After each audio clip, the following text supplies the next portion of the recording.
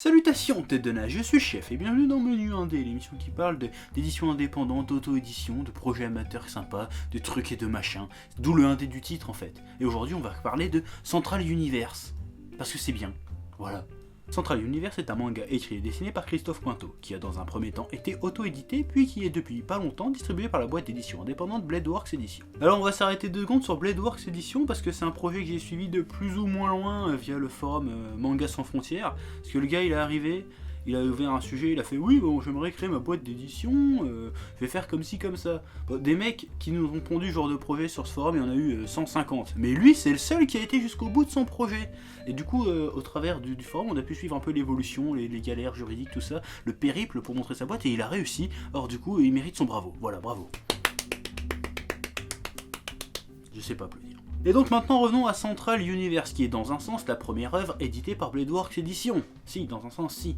Donc là tu te demandes de quoi ça parle. Eh ben je vais te le dire. Slash est un élève à l'institut Hypalium. Il est un peu rebelle et ne rêve que d'une chose, voyager et vivre des aventures. Il va découvrir que derrière l'institut Hypalium se cache une espèce d'organisation secrète qui prépare ses élèves à participer à une expédition vers un monde inconnu, le Central Universe. Pour ce faire, ils vont devoir utiliser un lampadaire cosmique.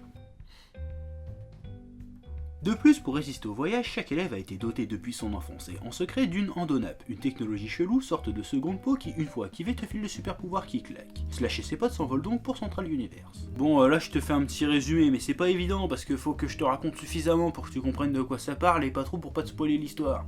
Donc c'est pas évident. Alors que dire sur ce manga? Oui, parce que je dis manga, je dis pas global manga ou manfra, parce que ces mots sont dégueulasses et n'ont aucun sens. D'ailleurs, je te le dis, si un jour je croise le gars qui a inventé ces mots, je lui colle 2 beignes dans sa gueule. Ah, comme ça, parce que j'ai envie. Eh bien, j'ai trouvé ça sacrément cool. Déjà parce que l'histoire est cool.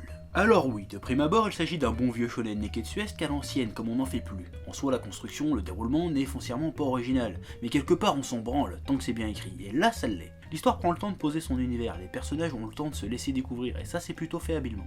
Souvent dans les projets amateurs neketsuesques, le gars se foire justement sur l'intro des personnages, il en présente 15 d'un coup, et du coup c'est le bordel. Là il y en a aussi beaucoup, mais ça passe tout seul, parce que ça ne s'emballe pas.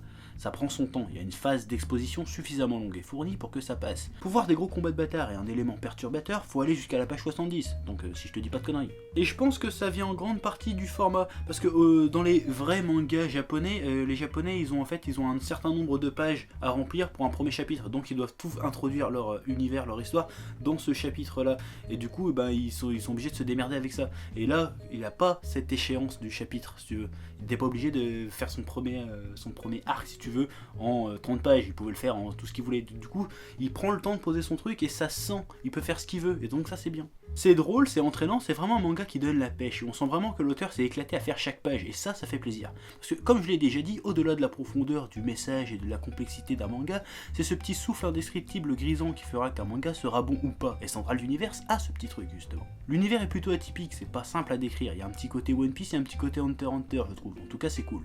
Niveau dessin aussi, c'est du très bon boulot, et pour le coup, le style est plutôt original, tellement que je galère à le décrire. Ça fait un peu One Piece et un peu cartoon années 90, genre la cour de récré.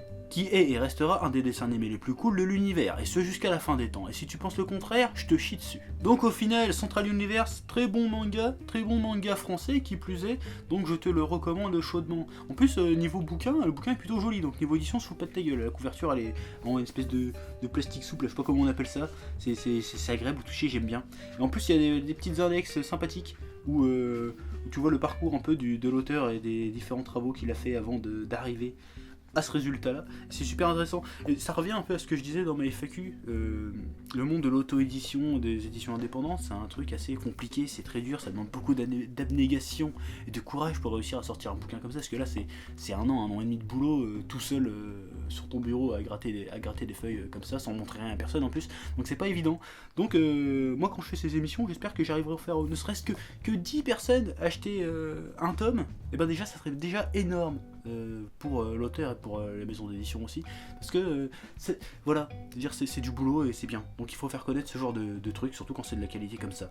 Donc voilà, et donc achetez-le si vous pouvez, parce que c'est bien. Même intéressez-vous à d'autres projets amateurs, hein. Même attendez pas de passer par moi pour vous intéresser à ce genre de trucs, parce qu'il y a vraiment des trucs sympas, et ça pourrait amener plus tard, plus on se tournera vers là, plus ça fera peut-être un manga français qui aura de la gueule quelque part, et ça c'est bien ça.